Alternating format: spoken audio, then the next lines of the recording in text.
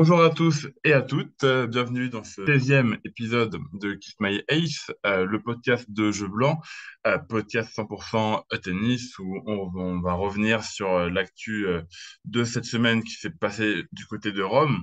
Un Master 1000 très particulier, on a eu énormément de surprises et qui a vu sacré Alexander Zverev qui remporte son 6e Master 1000 là-bas. Et le côté femme un peu plus classique avec toujours la même qui gagne au bout Iga Swiatek. Pour parler de ce tournoi et de ces deux tableaux, je ne serai pas seul, bien sûr. Je serai en compagnie d'Alice.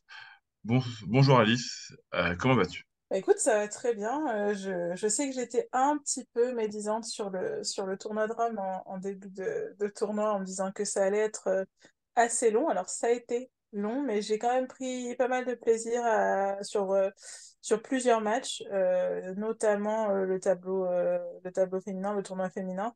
Donc voilà, on va y revenir. Mais donc ça va très bien. Je suis heureuse parce qu'on est sur cette saison de terre battue. Donc voilà. Voilà. Toujours la table battue qui fait plaisir. Et oui, il a peut-être paru moins long ce tournoi qu'on a chez les hommes. On a eu beaucoup de surprises avec déjà les forfaits de Sinner et Alcaraz qui enlèvent deux grosses têtes de série. On a eu Djoko qui s'est pris une raclée très tôt. On avait déjà parlé de la semaine dernière. Et Medvedev et Ruud et Tsitsipas qui perdent. Et on s'est retrouvé avec des demi-finales et une finale très inattendues. Donc, ça a peut-être joué aussi sur l'impression de ce tournoi-là un peu plus rapide, est-ce qu'un peu plus frais, un peu plus nouveau, avec des têtes qu'on voit moins généralement dans ces tournois-là.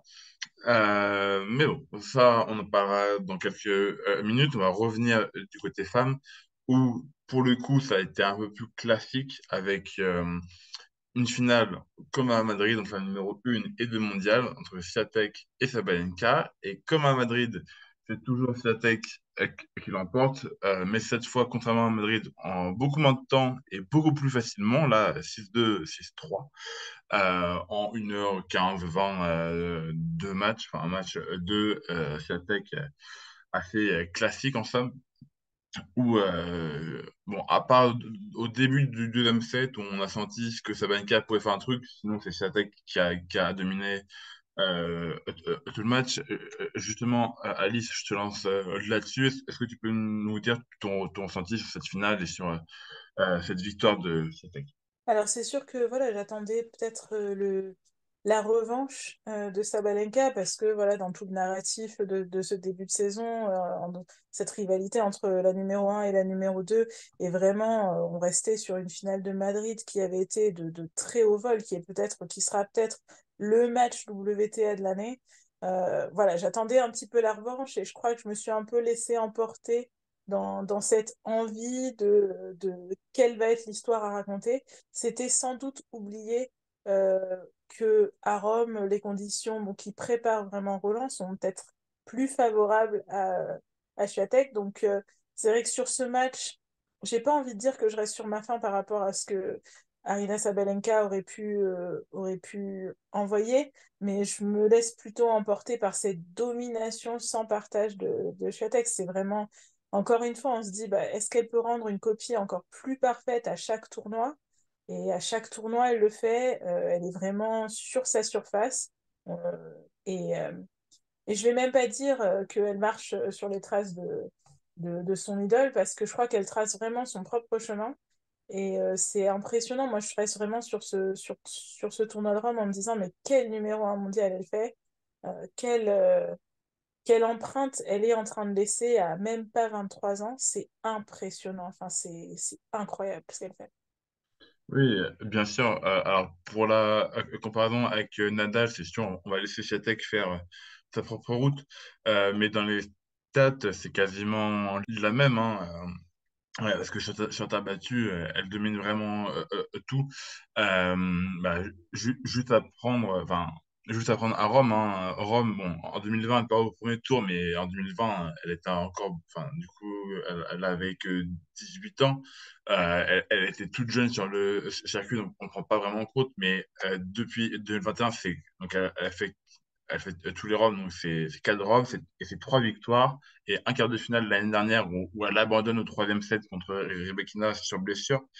Donc c'est quand même ultra fort. Elle a bien sûr les 3 Roland, Madrid cette année.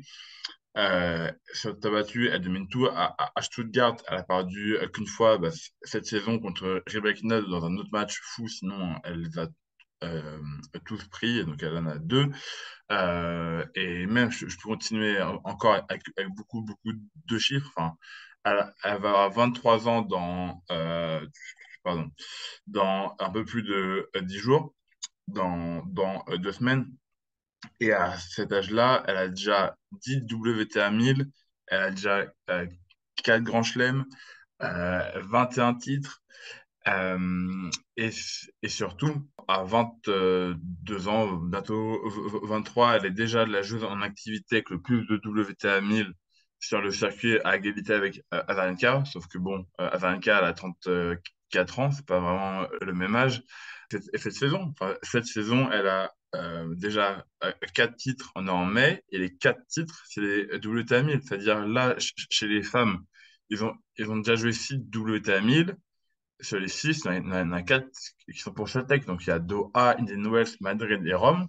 Les 2 autres qu'elle a laissés, c'est Dubaï, où elle fait demi. Elle perd contre Keynes Kaya. C'est Paulini qui va au bout. Miami, où c'est Collins qui gagne. Et Celtic se fait surprendre en huitième par une Alexandrova qui avait rien raté. Mais sinon, elle domine tout, tout, tout. Enfin, elle fait une saison de grand malade. Désormais, elle a 3500 points d'avance sur Sabalenka, ce qui est très conséquent. Elle va sûrement rester numéro 1 mondial au moins jusqu'à l'automne. Facile, je pense. C'est Surtout que, dingue cette ouais, avance. c'est ça, c'est ça. C'est qu'elle C'est a... dingue cette avance, sachant que voilà, Sabalenka prend l'Open d'Australie. Donc elle a Oui, quand même cette avance en n'ayant pas remporté de grand chelem. c'est Je ça. vois difficilement, enfin bon, je veux pas, on va toucher du bois pour elle parce que ça serait quand même terrible si elle ne remportait pas un tournoi du Grand Chelem cette année, vu sa dynamique. Mais même rien qu'avec ça, le fait qu'elle ait déjà tant d'avance sur Sabalenka, c'est fou, c'est Bah, fou. si, si on revient vers septembre-octobre de l'année dernière, euh, post-US Open, avec la défaite un peu tôt de Cetek Sabalenka et la finale de Sabalenka, c'est le seul moment où Sabalenka était passée de première. Elle est restée première, je crois, 7 ou 8 semaines. Et à partir d'octobre, Cetek, elle nous fait un run de grande malade. Elle gagne Pékin, elle gagne le Masters. Bon, en Australie, enfin, elle fait pas ce qu'il faut, elle part très tôt. Même si elle fait finale à la United Cup, mais ça apporte pas beaucoup de points ça. Puis après, comme j'ai dit, là, elle fait un run de fou avec 4 autres WTA 1000. Bon, là, elle va avoir 2000 points à défendre à Roland la semaine prochaine. Mais on lui fait totalement confiance pour tenir son rang. Et puis surtout, c'est qu'une fois que Roland est passé, elle va pouvoir encore gagner plus de points parce qu'à Wimbledon, elle a pas beaucoup de points à défendre. Et sur Merci la. Alizé Cornet. Voilà. Merci Alizé.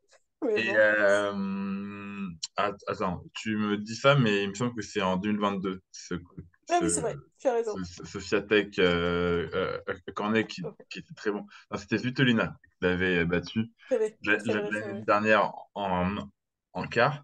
Mais bon, avec cette dynamique, elle peut peut-être aller encore plus loin que les quarts. Et puis après, aux États-Unis, elle peut aller gratter des points en remportant un des deux WTA 1000, soit au Canada ou à Cincinnati, et en allant un peu plus loin à l'US Open, un tournoi qu'elle a déjà gagné. L'année dernière, elle s'arrête que en huitième contre sa bête noire Ostapenko. Mais il y a de grandes chances, sauf blessure, que Swiatek, cette année, aille plus loin que les huitièmes à l'US Open. Plus il y a les JO, enfin là, jusqu'en pardon, septembre, Swiatek peut encore creuser l'écart au classement. Euh, et en tout cas, elle a le jeu pour. Tout Euh, à fait. C'est vrai que par rapport à ton analyse, je suis un peu moins optimiste par rapport à Wimbledon. Je ne dis pas qu'elle n'a pas le jeu pour performer à Wimbledon, mais je crois qu'il lui reste encore.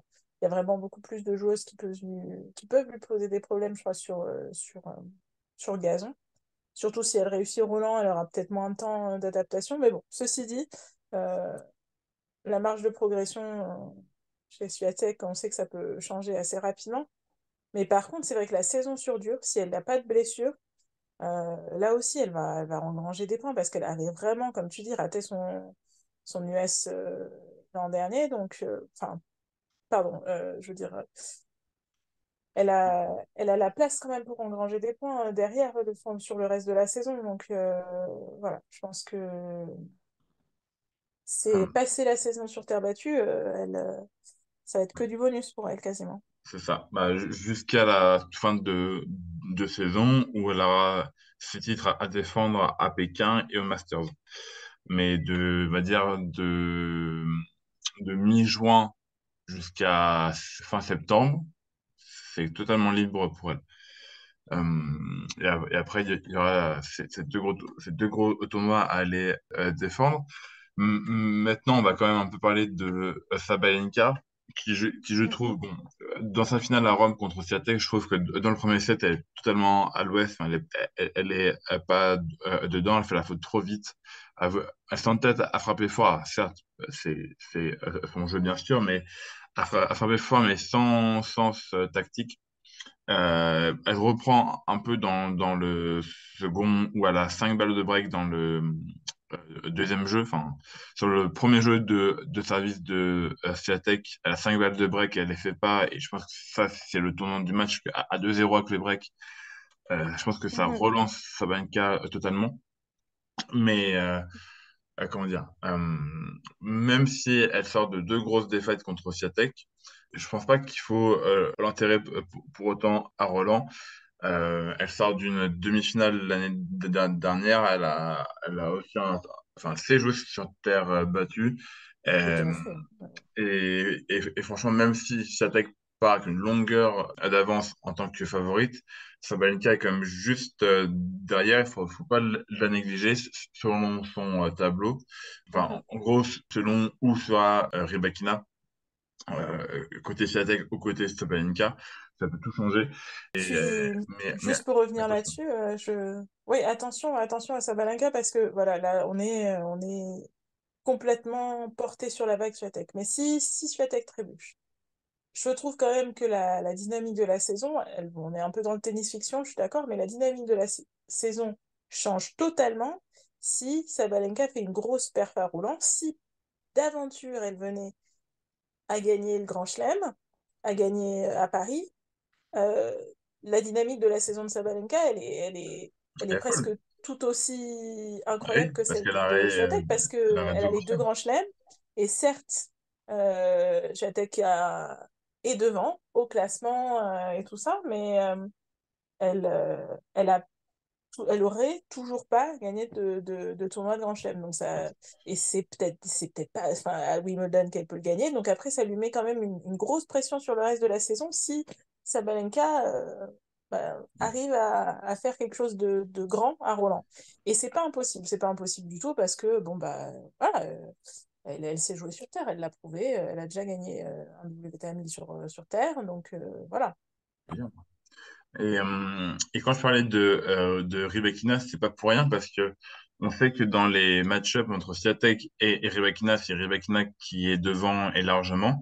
Elle sait comment la jouer, comment la gêner, comment la battre. Elle a pas peur de ça, même en Grand Chelem. Alors, il me semble pas qu'on a déjà eu un Swiatek Rybakina à Roland-Garros, mais dans d'autres Grands Chelems, on l'a déjà eu. C'est Rybakina qui a gagné. Euh, et donc, si d'aventure, Rybakina se retrouvait du côté de Swiatek pour la demi-finale, et que les deux y arrivent, faites gaffe, on pourrait avoir une grosse surprise, voir Rybakina qui bat encore Swiatek en demi, qui va en finale.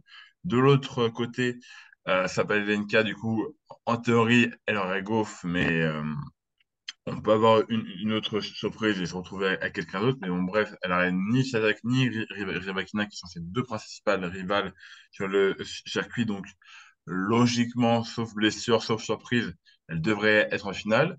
Et, et, et pour Sabalenka, même si c'est encore un match très dur, mais elle arrive mieux à jouer contre Rybakina que contre Swiatek. Ça la gêne moins.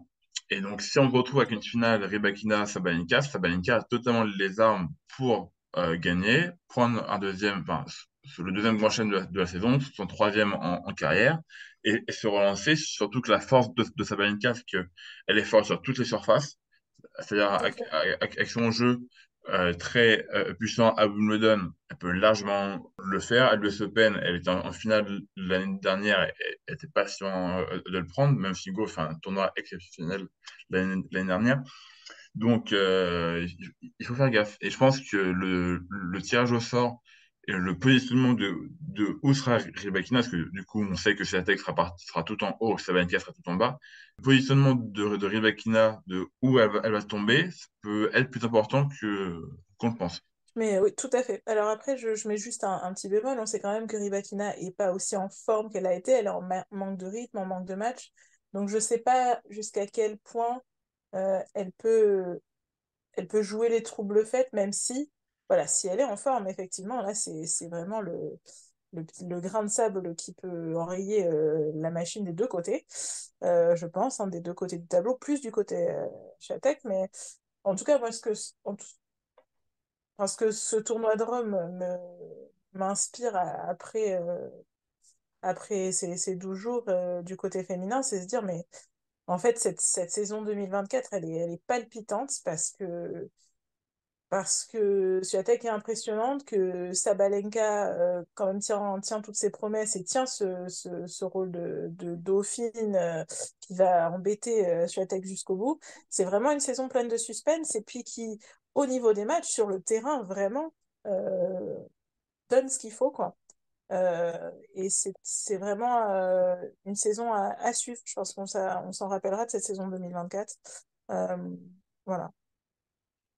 Bien sûr, là, je regardais les head-to-head pour Sabalenka. Donc, Sabalenka contre Rybakina, elle est à 6 victoires pour 3 défaites. Rybakina contre Swiatek, c'est 4 victoires pour Rybakina et 2 victoires pour Swiatek. Donc ça corrobore ce que je disais tout à l'heure. Et que le positionnement de Swiatek dans le tableau sera très important. Et là, je tombe sur le head-to-head entre Sabalenka et Swiatek. On est déjà à 7-3 pour Swiatek, ce qui n'est pas rien du tout. Donc voilà pour la parenthèse féminine. On va passer côté homme, où on a eu un tournoi vraiment très surprenant avec des surprises de La partout. parenthèse. Je te Euh, trouve rude quand même. C'était pas une parenthèse, c'était Pardon, quelque pardon. chose Avec la de. première moitié de podcast féminin, là on passe à la deuxième moitié pour les hommes, où on a eu un tournoi très surprenant, avec notamment deux Chiliens en demi-finale, en Master 1000, qui bien sûr était une première, avec un Tabilo qui a fait un tournoi monumental en battant entre autres Djokovic au troisième, oui, au troisième tour, avant de perdre contre Zverev en demi. Justement, on a eu une finale entre Zverev et Jarry. Jarry qui, lui, pour se qualifier en finale, a battu Tsitsipas dans un match en 3-7 fou. Il a battu, bien sûr, Tommy Paul. Müller qui lui a sorti, trou de mémoire, Müller il a sorti quelle grosse tête de Rublev, bien sûr. Müller Tout à qui a fait. battu Rublev. Bon, ça partait un peu dans tous les sens. Et cette finale, Zverev, donc Zverev gagne 6-4, 7-5. Et franchement, là, on a vu la différence d'expérience et surtout le service de Zverev. Enfin, on savait que le service allait être une arme majeure et un point central dans ce match, vu que c'est deux grandes tiges qui servent entre 215 et 220 sur chaque balle, enfin, surtout en première.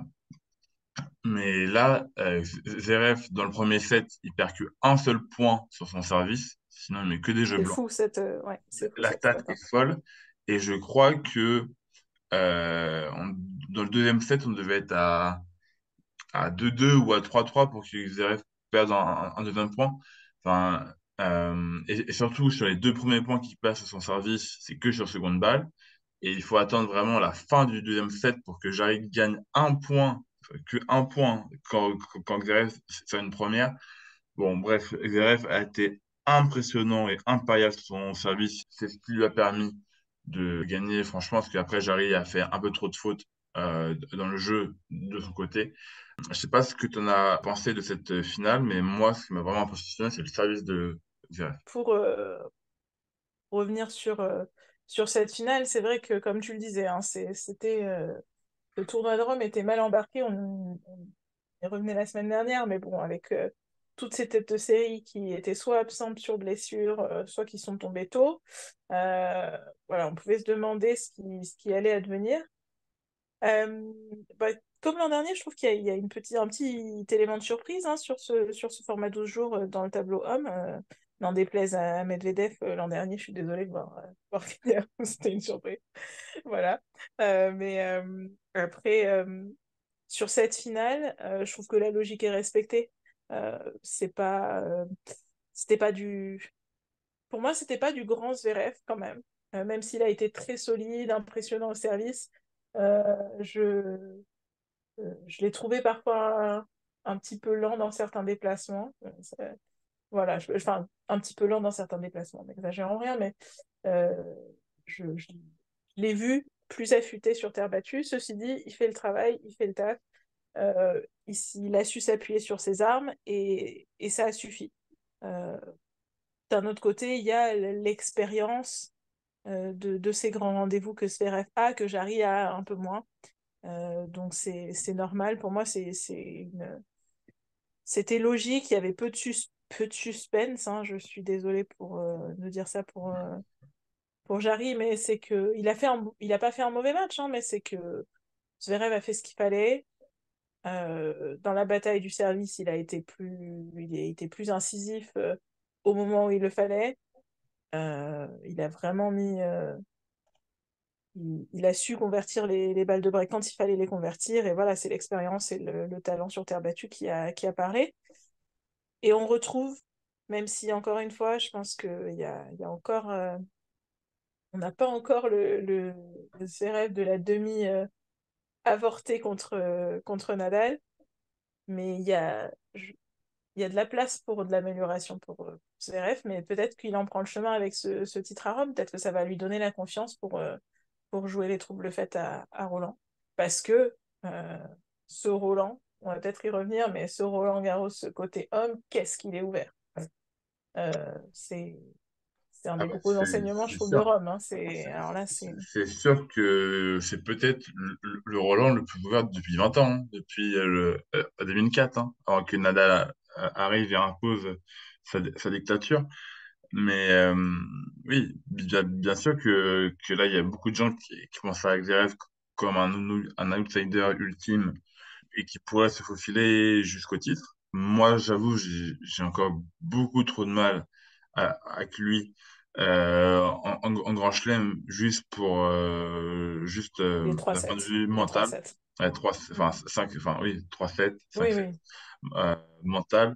Parce que combien de fois on l'a vu où il mène et il s'effondre à la fin, je veux dire, même quand il était à son meilleur niveau, je pense il y a 2 ans à la même période, c'est bien sûr ce match contre Nadal avant qu'il se blesse, mais justement avant qu'il se blesse, il tient Nadal, certes un Nadal sur un pied, mais un Nadal qui va au bout, donc c'est un grand Nadal. Et à son même un Nadal à 50% sur ta battue, ça vaut n'importe quel joueur du circuit. Et il le tient, il le tient, il mène, il le fait suer, il le fait courir. Et franchement, il fait jouer gars avec lui. Et même dans ces moments-là, le premier set qu'il doit gagner tous les jours, je crois, je sais plus s'il mène 5-2 ou 5-3. Au final, il perd au tie-break ou même dans le tie-break, il a encore 3-4 balles de 7, il les fait pas et Nadal prend. Ça me marquera à vie. Et après, au deuxième set, ça va jusqu'à 6-6, puis après, il se blesse. Et on saura jamais ce qui serait passé. Où on en parlait la dernière fois dans l'émission Team, où à l'US Open 2020, il mène 2-7-0. Il est contre un adversaire sur le papier moins fort que les Djoko, Nadal et Roger. Euh, et il mène 2-7-0, il perd, il se liquéfie. Enfin, et je pourrais encore en dire beaucoup, mais il y a trop de performances de Zverev en Grand Chelem où il s'écroule, où il se liquéfie, et dans la tête, ça ne va pas. Donc, à, à lui de me prouver que j'ai tort, qu'il l'a pris en maturité, en expérience, et que maintenant, cette époque-là, elle est finie. Mais moi, je n'y crois pas et je maintiens ce que j'avais dit la dernière fois, enfin la semaine dernière même, que pour moi, malgré sa méforme, ça reste Djokovic le favori pour Roland parce que, à l'inverse de Zverev, format 5-7, pour moi, il a encore une longueur d'avance sur sa fille.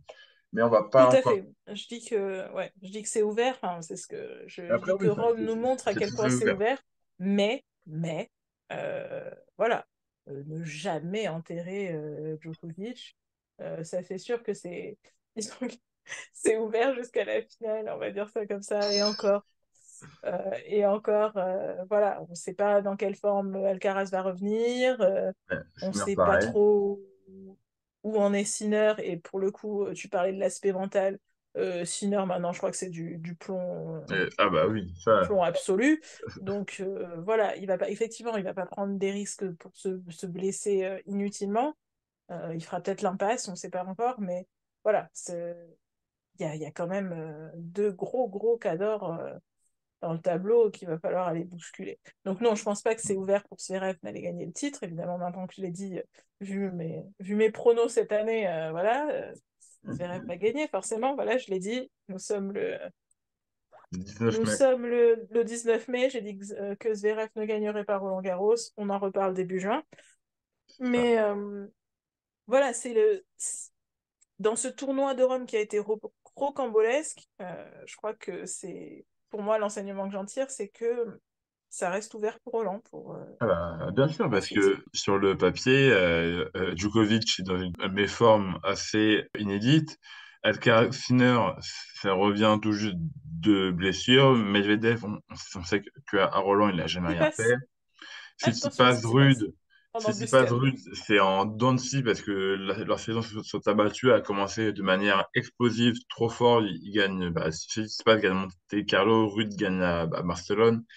Mais là, sur les derniers tournois, ça s'écroule un peu. Rude, il fait pas un bon tournoi à Rome. C'est pas Non, contre non. Jarry. Donc, on ne sait pas trop où ça en est. Rude, d'ailleurs, qui va jouer Genève, on en a parlé la semaine dernière ou il y a 2 semaines, un choix que je ne comprends pas. Il faut qu'il souffle un peu, Rude, parce qu'il joue beaucoup trop pour moi et pour son statut. Mais bon, c'est lui qui fait ses choix. Mais voilà, donc il va jouer Genève. Peut-être un autre match contre Djoko à prévoir. Et voilà, et après, donc on arrive du coup sur cette strat qui se passe rude, où on ne sait pas trop. Runner, on a encore moins de certitude. Euh, Je l'avais presque oublié, ouais, pardon. Rublev, Erreur. il a jamais passé l'écart en Grand Chelem. Et c'est d'ailleurs assez terrible. Je crois qu'il a 9 ou 10 quarts de Grand Chelem, tous perdus. C'est assez Et c'est affolant. fou. Et Sur après, ça, c'est fou, ouais, c'est dingo, ouais, ouais, Et non, tu as raison, après, je crois. si on descend dans la strate encore en dessous, tous les ricains, Fritz, Paul, Shelton, Tiafoe, on n'en sait rien. Et les voir dans le dernier carré au minimum, ce serait déjà une grosse surprise. Et donc voilà, donc en fait, on ne sait pas. Et puis, bien sûr, on ne l'a pas dit, mais parce que ça paraît clair, même si c'est le maître des lieux, Nadal, on n'imagine même pas, hein, bien sûr. Non, non. Donc oui, sur le papier, si on prend les dynamiques juste là des 2, 3 dernières semaines, il n'y a personne qui se dégage vraiment comme réel vainqueur de Roland-Garros chez les hommes. Et j'ai envie de dire, à la limite, tant mieux. Au moins, on va avoir un tournoi plein de surprises, suspense, avec du spectacle, j'espère. Et on essaiera de voir ce que ça donne et de prendre du plaisir en regardant les matchs. Oui, voilà, donc c'est vrai que Rome nous donne des indications sur Roland, mais en même temps, vu le tableau, la semaine prochaine va être vraiment alléchante parce que euh, tous ces forfaits en chaîne, tous ces basculements nous donnent envie de regarder quand même Genève avec un petit peu plus d'attention. Alors pour Genève, c'est vraiment l'aubaine absolue. Là, tout d'un coup, ils se retrouvent avec un plateau digne de Masters 1000 en 7 jours. Je n'y reviendrai pas. Mais bon, voilà, ça nous donne envie quand même d'aller voir ce qui va se passer là parce que il y a quand même deux gros contenders et puis c'est je pense quand même que si Djokovic arrive à enchaîner deux, trois matchs et se remettre dans le rythme, il n'y a pas photo, il sera prêt pour Roland. Mais, et je pense pas qu'Andy Murray, malgré toute l'affection que je lui porte, l'arrêtera au deuxième tour, quoi. Donc voilà. pense pas. Malheureusement, même si, juste pour la nostalgie, s'il te plaît, Yannick Hoffman, perd, s'il te plaît. Au premier Ouais, tour, voilà, c'est s'il te ça. plaît, perd. Ce serait pas mal, ouais. Ça serait... il peut gagner plus tard, il peut faire un joli premier tour plus tard, alors de préférence pas Ouais. contre Nadal s'il se retrouve contre Nadal. Voilà. Je trouve qu'on a beaucoup de demandes quand même pour la saison sur terre battue là qui arrive. Mais, euh, mais je voulais juste te demander quand même, je prends un tout petit peu ta place pendant 2 secondes, mais toi, qu'est-ce qui t'avait marqué sur ces 2 semaines, enfin ces 12 jours de tournoi, que ce soit du côté féminin ou côté masculin, pas forcément tes tops et tes flops du tournoi de Rome, mais juste une petite chose à laquelle tu ne t'attendais pas côté féminin ou une petite chose qui t'a Alors, plu côté masculin. chez les hommes, moi, c'est le parcours des Français, et notamment de deux Français, qui sont Alex Müller et Terence Atman. Euh, pour Müller, bien sûr, il a fait la perf de sa vie contre Rublev, où on le voit, il perd le premier set, on va dire logique, 6-3, il y a pas grand-chose à dire. Puis après, il se lâche plus, il se prend moins la tête, il est plus relâché, tout rentre. Roublev, lui, il pète totalement un câble, il devient rouge très vite, il engueule sa boxe, il s'engueule lui-même. Il fait un show à la Rublev, hein, on ne présente plus. Et le voir parfait à ce niveau-là, lui qui est très souvent aux alentours de la centième place mondiale, c'est très agréable de le voir parfait comme ça et ça fait vraiment, vraiment plaisir de voir un Français battre un top 10 comme ça, surtout qu'au lui, au premier tour, il a battu Fils, et en même temps, ça va permettre à Fils d'aller au Challenger de Bordeaux et de le gagner. Donc, au final, tous les Français sont contents. Et puis, le deuxième dont je voulais parler, c'est Terence Atman, qui lui, Mhm. il me semble qu'il est. Attends, il sort des qualifs ou il est lucky loser sur le tournoi? Je ne sais plus. Il a un des deux statuts. Bah, je Euh, crois il sort des qualifs, hein. Je me pour moi, trompe peut-être, mais pour moi aussi, mais tout d'un coup, j'ai j'ai un un doute gros doute. maintenant. Je préfère aller vérifier au lieu de dire n'importe quoi. Ça va faire très très vite. Pourquoi je ne dis pas là? Il sort des qualifications. Oui, Euh, oui, si, oui. voilà, ça. Oui, Donc, oui, parce qu'il bat Maillot oui, c'est dans vrai. le duel Un peu franco-français. français. Enfin bref, je crois que non, c'est. Et après, il fait un parcours franchement fantastique. Il bat Eubanks au premier tour. Bon, Mhm, Eubanks qui depuis Wimbledon l'année dernière ne fait plus grand-chose, mais bon, ça reste un top 50 hein, ou un mhm, top 60. On prend. Euh, Même si c'est pas du tout un spécialiste de terre battue, Atman non plus à la base. D'ailleurs, je crois que c'est à l'équipe qui disait ça, où il était à quelques jours ou une semaine de dire j'arrête la terre battue pour cette saison, ça me saoule, j'arrive pas à jouer dessus. Et au final, il retrouve à faire un troisième tour en Master 1000 où il bat Eubanks, il bat Musetti, même si Musetti, il abandonne au début du mhm. deuxième set, mais dans le premier set, les deux sont à 100% et il le prend chez lui. Et c'est magnifique, enfin, franchement, énorme perf de Terence. Et après, ça perd contre Dimitrov. Mais bon, on va pas lui en vouloir, surtout que dans le premier set, il tient. Ça va jusqu'au tie-break. Et il peut être déjà très très fier de tenir la dragée haute à un top 10 en Master 1000. Donc vraiment, bravo à Terence. Et j'espère que pour lui, qu'à Roland-Garros, où il a eu une wildcard tableau, qui va vraiment parfait, qui a passé un tour ou deux. Parce que franchement, c'est un joueur un peu showman et qui est vraiment très agréable à voir jouer. Et j'espère que il aura l'occasion de jouer sur un gros court, soit le 14, soit le Lenglen ou le Simone Mathieu, parce que franchement, je pense qu'il peut ramener du spectacle pour Roland.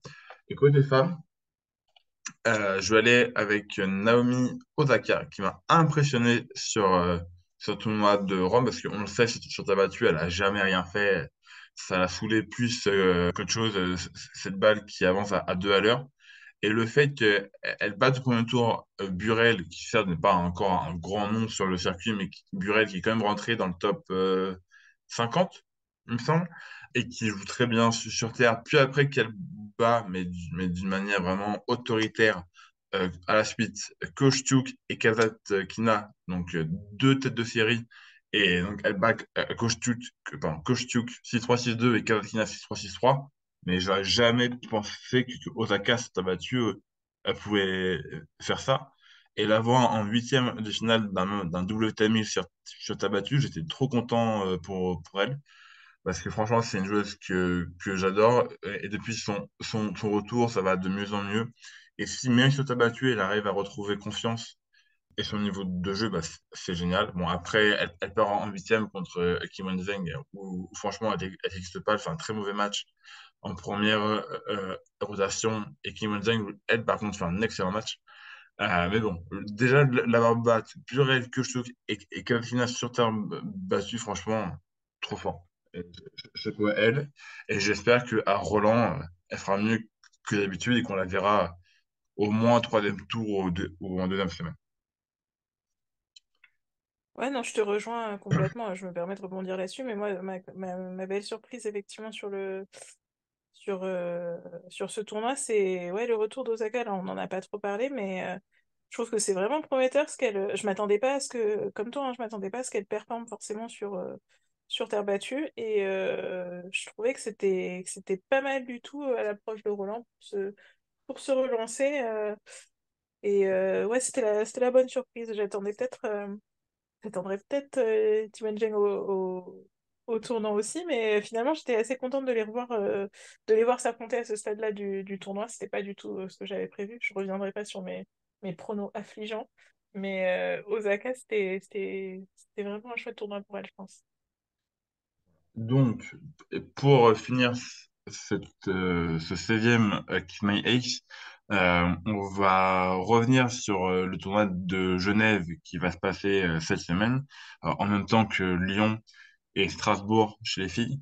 Chez les filles, il y a Strasbourg, il y a Rabat, il me semble aussi, en 250. Tout à fait. Ouais. Strasbourg 500, Rabat 250, et Genève-Lyon, c'était 250 aussi. Mais on va revenir principalement sur Genève parce que, comme on l'a dit plus tôt, on a Novak Djokovic qui va jouer un 250 pour la première fois depuis Adélaïde en 2023, donc en janvier 2023, un tournoi qu'il avait gagné. Et surtout, un 250 une semaine avant un grand chelem, ce qui est totalement fou quand on connaît la programmation et la routine de Djoko. Donc, juste pour revenir un peu sur son tableau, donc en huitième, c'est soit Murray, soit Hoffman. En quart, on se dirige vraisemblablement vers du Griffour, peut-être Shapovalov, s'il sort de son chapeau. En demi-finale, on devrait avoir un petit choc contre Fritz, même si on sait que généralement Djoko, il bat Fritz Il connaît, oui, assez oui, il connaît facilement. Fritz. Et en finale, on aurait soit du Rude, soit du Shelton, ou du Marozan s'il arrive à se frayer un chemin. Mais plutôt Rude et Shelton en favori. Moi, ma question à Alice, c'est est-ce que tu penses que Juko, il va aller au bout ou est-ce qu'il va se faire surprendre avant, que ce soit par Grigsbourg, Fritz, Shelton, Rude ou un autre, peu importe. Est-ce que tu penses qu'il va aller au bout ou pas? C'est vraiment l'énigme, ce tournoi pour moi, parce que autant, bah, tu le disais la semaine dernière, Et puis, enfin, tu et on le disait la semaine dernière, il lui faut des matchs pour gagner un petit peu en rythme. Et en même temps, bon, c'est vrai que c'est un petit peu proche de Roland. Ceci étant, voilà. Roland, c'est pas la finale des Masters, donc on peut, dans un grand chelem, quand on est tête de série, évidemment, on progresse. Voilà, la difficulté augmente, mais c'est quand même hyper progressif, quoi. Moi, ma question, c'est est-ce qu'il va vouloir le jouer jusqu'au bout, en fait? C'est plus ça. Mais je Euh, me pose aussi la même autant, question. autant à Rome, enfin, parce que c'est vrai que contre Tabilo, même s'il passe complètement à côté de son match à cause de la gourde, bien évidemment, euh, j'ai pas l'impression qu'il le joue à fond, ce qui paraît assez paradoxal.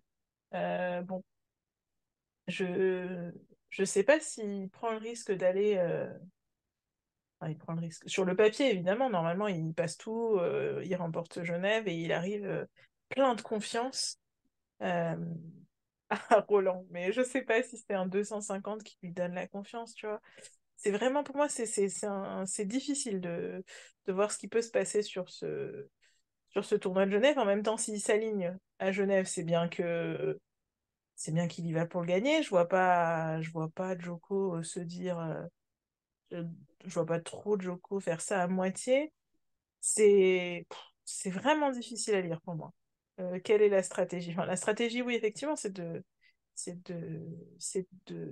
gagner en rythme.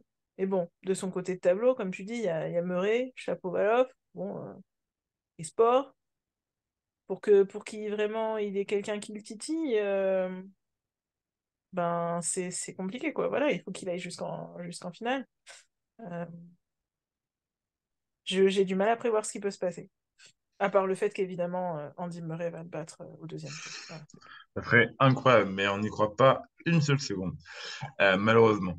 Mais Dis pas ça, ne me dis pas ça, s'il te si... plaît. Non, mais il faut être réaliste, hein. Murray, il a perdu très tôt à Bordeaux. Déjà, je trouve que c'est déjà très cool qu'il soit sur un terrain, parce que quand il blesse à Miami, ça nous disait qu'il était très incertain pour Wimbledon et que c'était vraiment pas sûr qu'il puisse jouer. Là, on est quand même un bon mois et demi avant Wimbledon et il est sur un terrain. Il peut jouer un Et match puis il est sur entier terre battue. et Sur sortir terre battue. battu, ce qui est déjà fou. Et donc déjà, moi, je le félicite pour ça, parce que se remettre et avoir toujours cette volonté à son âge, avec un corps vraiment cassé, comme un boxeur ou un combattant d'arts martiaux, avec une hanche en titane, là, avec une cheville réduite en miettes, toujours vouloir y aller pour le plaisir du jeu, parce que Murray, il a déjà fait sa carrière, enfin, il n'a plus rien à prouver. Enfin, il pourrait s'arrêter là que, certes, ça serait triste, mais on pourrait rien lui dire. Mais le fait qu'il ait toujours se battre et être sur un cours dans ces conditions-là, c'est quand même fou. Et juste ça, bravo à lui. Mais si on a un second tour, Murray, Djoko, je suis désolé, mais le score risque Oui, de oui, faire non, mal. mais je me dis quand même, j'ai une petite pensée émue pour tous ceux qui sont alignés à Genève en se disant, bon, allez, ça se trouve, ça peut être le titre sympa, le Voilà. titre entre guillemets facile et tout, et puis qui se retrouvent avec l'épouvantail. Avec le Coucou, plantage c'est Djoko, Joko. Et voilà. Et ouais, je me dis, ouais, je tu me te dis, t'es dis, dans la tête de merde. Murray, t'es là. Je pouvais me faire deux, trois matchs peut-être pour me mettre en jambe pour Roland, et au deuxième tour, je vais me prendre Joko, quoi. Et, Voilà, et le là, plan pourri, quoi. t'es joueur et tu te dis, pourquoi je suis pas allé à Lyon, quoi. Voilà, Pourquoi je suis pas allé exactement. à Non, mais c'est Lyon, ça. où la tête de série numéro un c'est Hugo Humbert, purée, ça aurait été beaucoup plus simple, et je me prends Djoko, là. Casse-couille. Mais c'est la vie, c'est le tennis, et on verra Comme bien. ça, hein, ouais, ouais. Et puis après, Djoko, il a bien perdu contre des joueurs qu'on ne pensait pas qu'il pouvait perdre. Il a perdu contre Nardi, contre Tabilo, contre Rude. Enfin, que des joueurs qui le battaient très facilement il y a encore un an, quoi. Donc, on ne sait jamais. Donc, est-ce que tu as encore un truc à rajouter sur Djoko à Genève? Non, non, Non, c'est très bien. j'attends de voir. J'espère que. Ouais, j'attends le débrief de la semaine prochaine, même si, voilà, Ok. j'ai hâte. d'être dimanche prochain, en fait. Oui, bah oui, parce que dimanche prochain, c'est le premier jour de Roland Garros, sera l'ouverture du deuxième Grand Chelem de la saison. Et donc nous, on se retrouve exceptionnellement la semaine prochaine, le samedi, pour une grosse session de prono de Roland Garros. On reviendra aussi peut-être sur les tournois qui se sont passés cette semaine, mais on fera surtout, et c'est ça qui sera marrant, une grosse session de pronos sur Roland, bien sûr, tableau messieurs et dames. En attendant, on vous souhaite une bonne soirée, une bonne journée, et on se retrouve la semaine prochaine. Salut tout le monde! Salut tout le monde, à la semaine prochaine!